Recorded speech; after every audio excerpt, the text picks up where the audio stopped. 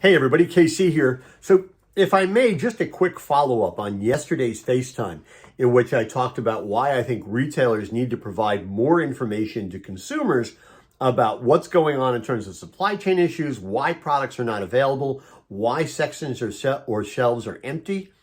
I think retailers can do themselves a real favor.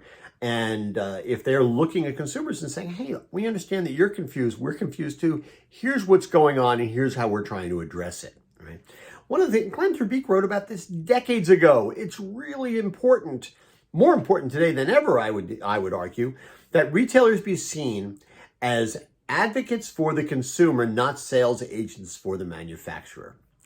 Two other reasons, I think, and that's about basically anybody who's younger than, say, let's say 40.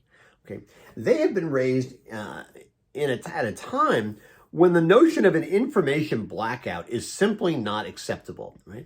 They are used to having enormous amounts of information available to them all the time.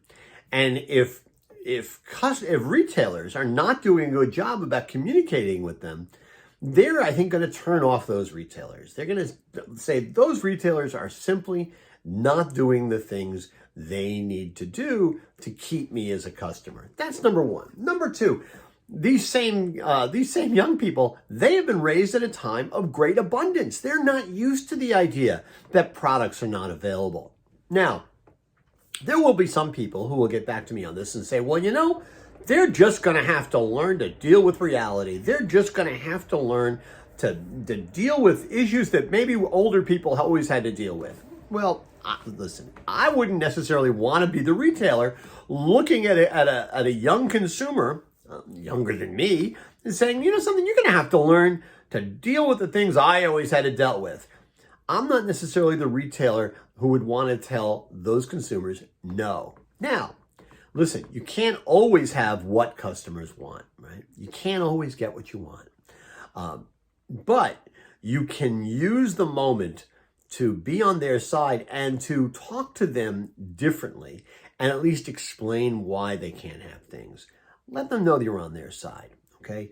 Don't be in the position of where you're just saying no for no apparent reason. This is a demanding couple of generations. They have a different understanding of the world than a lot of us do. And I think you have to cater to those people, not just say, well, you know something, get used to it. That's not necessarily the position I'd want to take. Anyway, that's what's on my mind this morning. And as always, I want to hear what's on your mind.